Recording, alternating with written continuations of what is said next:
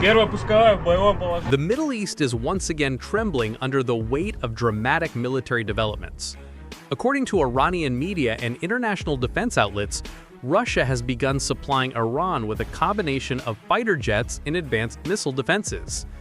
MiG-29 fighters have already touched down in Shiraz, and discussions of S-400 Triumf systems being transferred to Iranian soil have triggered waves of alarm across Washington, Tel Aviv, and Riyadh. For Iran, these moves are more than procurement. They symbolize a breaking of isolation, a public demonstration that despite decades of sanctions, Tehran can still modernize its military. As reported by Defense Security Asia, MiG-29s are already operational, flown by Iranian pilots as a temporary bridge until the long-awaited Su-35 deliveries materialize. A senior Iranian lawmaker framed the arrival of these jets as a short-term lifeline, restoring confidence in the Air Force's ability to patrol its skies. The MiG-29 Fulcrum is not the most modern jet in the world, but for Iran, its value lies in availability and practicality.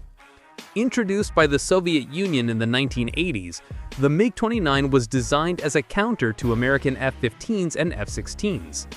It features a twin-engine configuration, a high thrust-to-weight ratio, and agility that made it formidable in dogfights. Its maximum speed of Mach 2.25 and range of over 1,400 kilometers allow for patrol coverage deep into the Persian Gulf and along Iran's western borders.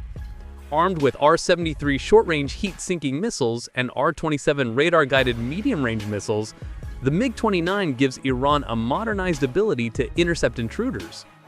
Though inferior to the F-35 or Eurofighter Typhoon, the Fulcrum can still pose a challenge to older Gulf aircraft fleets.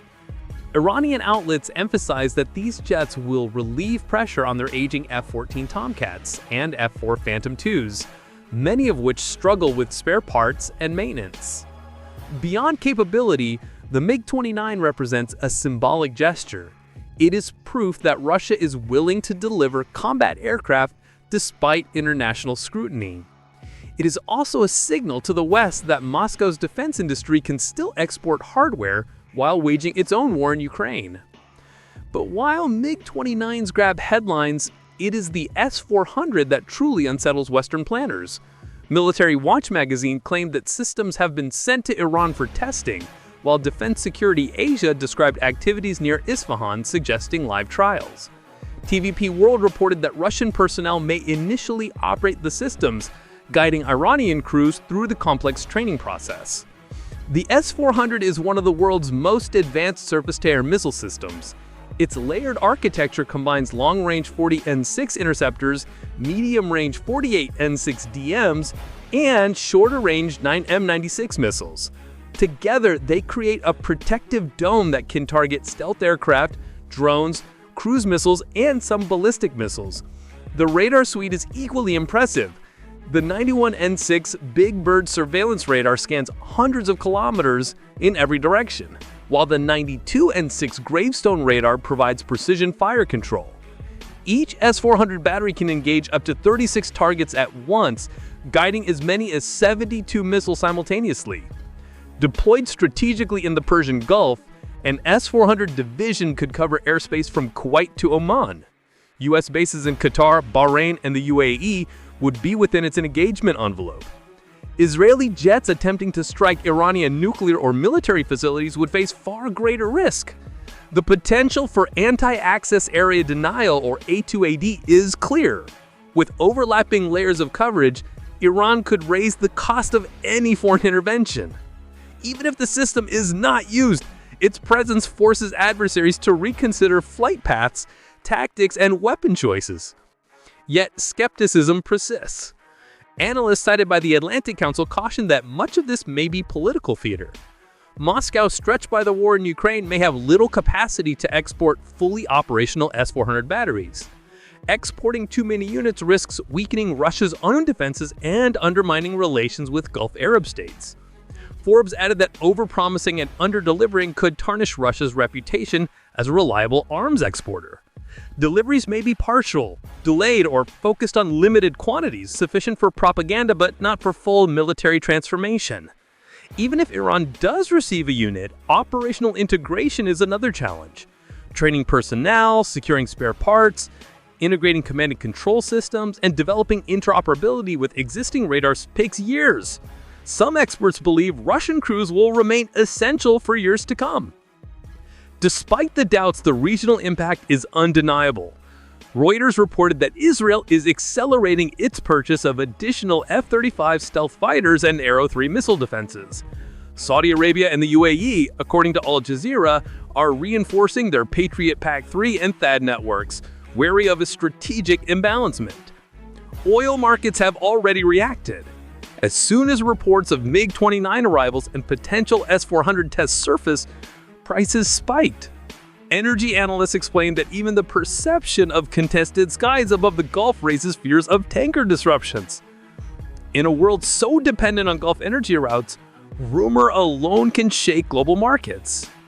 NATO strategists see broader consequences.